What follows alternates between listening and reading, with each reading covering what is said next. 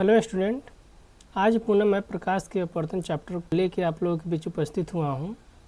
पिछली क्लास में हम लोगों ने पढ़ लिया है प्रकाश का अपवर्तन किसे कहते हैं, अपवर्तन के कितने नियम हैं, सेल का नियम क्या है, अपूर्णांक किसे कहते हैं, प्रिज्म के बारे में, स्पेक्ट्रम किसे कहते हैं, वर्णपट इत्यादि टॉपिकों को हमने कवर किया है।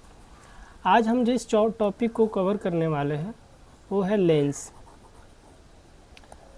आज हम देखेंगे लेंस क्या है। दो पृष्ठों से घिरा हुआ कोई पारदर्शी माध्यम जिसका एक या दोनों पृष्ठ क्या हो, गोल हो, लेंस कहलाता है। लेंस कैसे होता है? ये हमारा हो गया लेंस जिसका एक या दोनों पृष्ठ क्या है, गोल है। और ये माध्यम कैसा है? ये पारदर्शी माध्यम है। अगला टॉपिक है वक्रता केंद्र क्या है।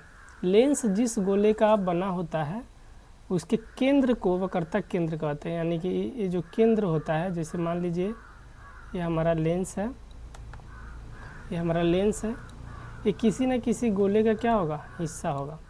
जैसे कि मान लेते हैं ये है, ठीक उसी प्रकार ये किसी अन्य या दूसरे गोले का हिस्सा है। तो ये दोनों जो गोले हैं इसका जो केंद्र होगा यही क्या कहलाता है, हमारा वक्रता केंद्र कहलाता है। अब है फोकस क्या। लेंस के प्रधान अक्ष के समांतर आ रही प्रकाश की किरणें अपवर्तन के बाद प्रधान अक्ष के जिस बिंदु पर मिलती है या मिलती हुई प्रतीत होती है उस बिंदु को ही लेंस या फोकस कहा जाता है। यानी कि यहाँ पे हमारा क्या हो जाएगा, फोकस।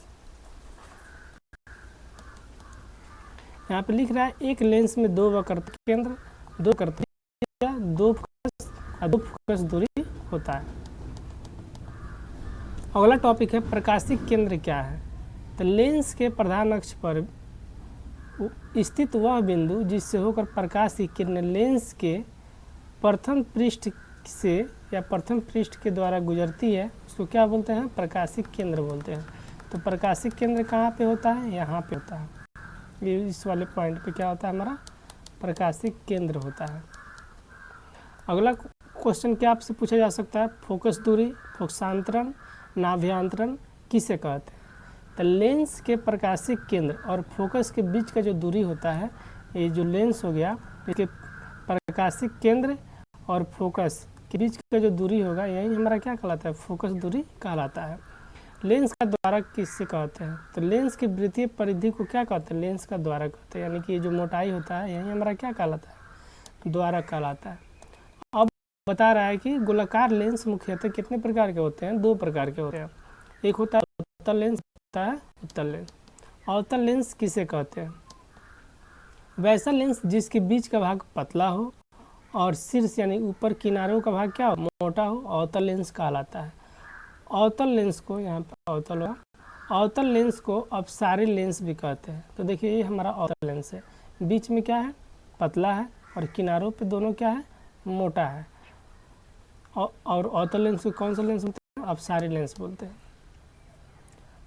अगला क्वेश्चन है उत्तल लेंस किसे कहते हैं। वैसा लेंस जिसके बीच का भाग मोटा और शीर्ष का भाग पतला हो उत्तल लेंस कहलाता है। उत्तल लेंस को अभिसारी लेंस कहते हैं। ये है हमारा उत्तल लेंस, किनारों पे क्या है, पतला है और बीच में क्या है, मोटा है। और इसको कौन सा लेंस बोलते हैं, अपसारी लेंस बोलते हैं। इसको के माध्यम से आप इसको याद कीजिए, अपसारी, अभिसारी।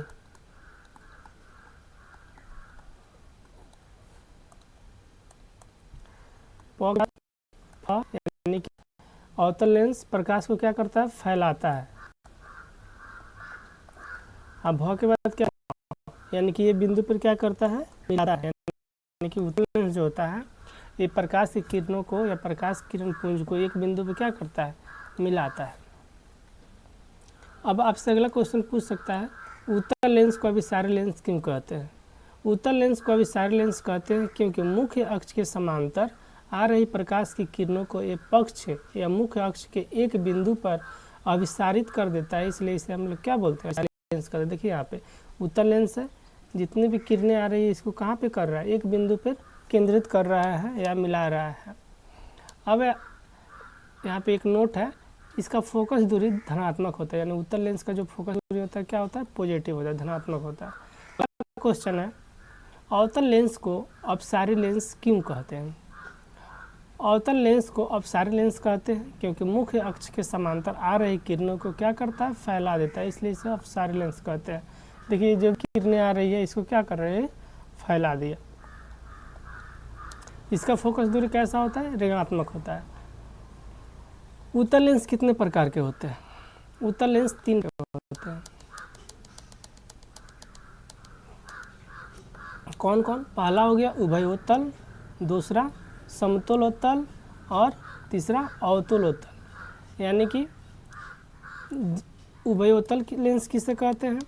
वैसा लेंस जिसके दोनों भाग उत्तल हो उभयोत्तल कहलाता है, यानी कि दोनों भाग क्या चाहिए, उत्तल होना चाहिए। समतलोत्तल लेंस किससे कहते हैं? वैसा लेंस जिसका एक भाग समतल, यानी कि एक भाग समतल होगा, दूसरा भाग क्या होना चाहिए, होना चाहिए। 3 नंबर है अवतलोत्तल लेंस किससे कहते हैं? वैसा लेंस जिसका पहला भाग अवतल और दूसरा भाग क्या होना चाहिए, उत्तल होना चाहिए, अवतलोत्तल लेंस कहते हैं। यानी कि पहला और दूसरा भाग क्या होना चाहिए हमारा, पहला भाग अवतल और दूसरा क्या होगा, उत्तल, तो ये क्या होगा, अवतलोत्तल लेंस।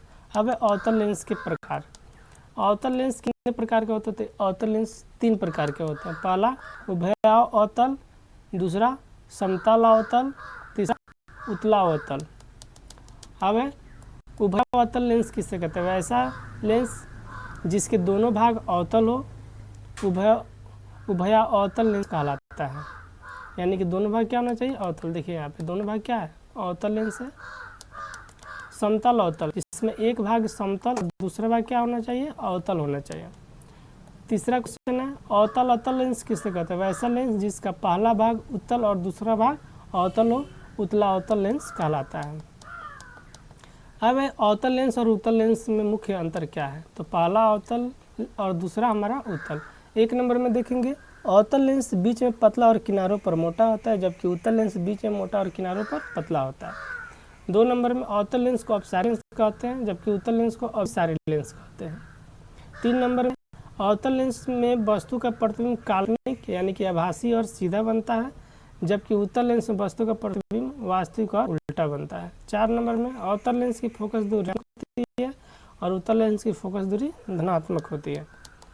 अगला क्वेश्चन है प्रतिबिंब किसे कहते हैं? तो प्रतिबिंब जो है आप प्रकाश के परावर्तन चैप्टर में भी पढ़े होंगे, आप वहाँ से भी इसको एक बार रिवीजन कर लीजिएगा। चलिए हम आते हैं कि प्रतिबिंब किससे क्या है। किसी स्रोत से आती प्रकाश की किरणें लेंस से अपवर्तन के बाद जिस बिंदु पर मिलती है या जिस बिंदु से आती हुई प्रतीत होती है उसे उस बिंदु का स्रोत कहते हैं या स्रोत का प्रतिबिंब कहते हैं। यह 2 प्रकार की होती है, कौन? एक वास्तविक और दूसरा आभासी। अब वास्तविक प्रतिबिंब किसे कहते हैं? किसी बिंदु स्रोत से आती प्रकाश की किरणें अपवर्तन के बाद जिस बिंदु पर वास्तव में मिलती है उस बिंदु का वास्तविक प्रतिबिंब कहते हैं। वास्तविक प्रतिबिंब वस्तु की अपेक्षा हमेशा उल्टा बनता है। वास्तविक प्रतिबिंब नोट में याद रखिएगा, वास्तविक प्रतिबिंब जो होता है हमेशा वस्तु की अपेक्षा क्या बनता है, उल्टा बनता है, हमेशा वस्तु की अपेक्षा उल्टा बनता है। अगला क्वेश्चन पे चलते हैं। आभासी प्रतिबिंब क्या है? किसी बिंदु स्रोत से आती प्रकाश की किरणें अपवर्तन के बाद जिस बिंदु से प्रतीत होती है उसको हम लोग क्या बोलते हैं, आभासी प्रतिबिंब कहते हैं। यह आभासी प्रतिबिंब वस्तु की अपेक्षा सीधा होता है।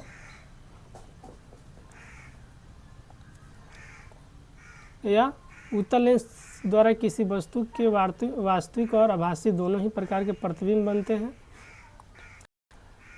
अवतल लेंस द्वारा किसी वस्तु का सदा आभासी प्रतिबिंब बनता है और उत्तल लेंस द्वारा हमेशा वास्तविक और कल्पित दोनों प्रकार का, और अवतल लेंस द्वारा हमेशा आभासी प्रतिबिंब। अब है उत्तल लेंस में बनने वाले किरण आरेख को हम लोग देखते हैं। सबसे पहला कि यदि उत्तल लेंस में वस्तु को फोकस पे रखा जाए, वस्तु कहाँ पे है, फोकस पे है, तो प्रतिबिंब कहाँ पे बनेगा, तो इसका प्रतिबिंब देखते हैं प्रकृति। तो प्रतिबिंब की प्रकृति क्या होगा, वास्तविक होगा, उल्टा होगा, वस्तु से बहुत बड़ा होगा और अनंत पे होगा। 2 नंबर है, अगर वस्तु F1 और 2F1 के बीच में हो तो प्रतिबिंब का प्रकृति कैसा होगा? वास्तविक उल्टा वस्तु से बहुत बड़ा और 2F और अनंत के बीच में बनेगा। यहाँ पर प्रतिबिंब उल्टा जबकि वस्तु हमारा। तीसरा, जब वस्तु को 2F पर रखा जाता है, जब वस्तु को कहाँ पर रखा जाता है? 2F1 पर रखा जाता है, तो प्रतिबिंब कहाँ पे बनेगा? प्रतिबिंब की प्रकृति वास्तविक उल्टा वस्तु के बराबर और 2F2 पर, यानी कि दूसरे साइड में 2F2 पर वस्तु के बराबर ही बनेगा। चौथा कंडीशन, जब वस्तु को 2F1 और अनंत के बीच में रखा जाए, जब वस्तु कहाँ पे रखा जाए? 2F1 और अनंत के बीच में रखा जाएगा, तो प्रतिबिंब का प्रकृति कैसा होगा? वास्तविक उल्टा वस्तु से छोटा बनेगा और वो F2 और 2F2 के बीच में उल्टा बनेगा यहाँ पे दूसरे साइड में।